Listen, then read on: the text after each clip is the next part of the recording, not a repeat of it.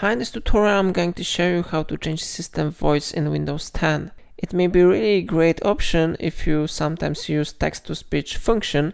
Okay, so let's start with it. First we need to click right mouse button on icon with a start, and after that we need to go to settings. Then we need to go to time and language, speech, region and date options, and here we need to select speech from the left panel.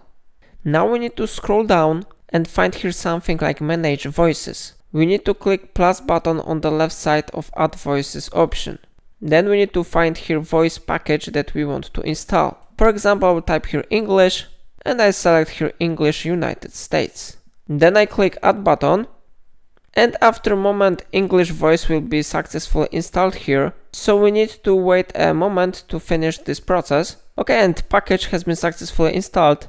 We need to reopen these settings again.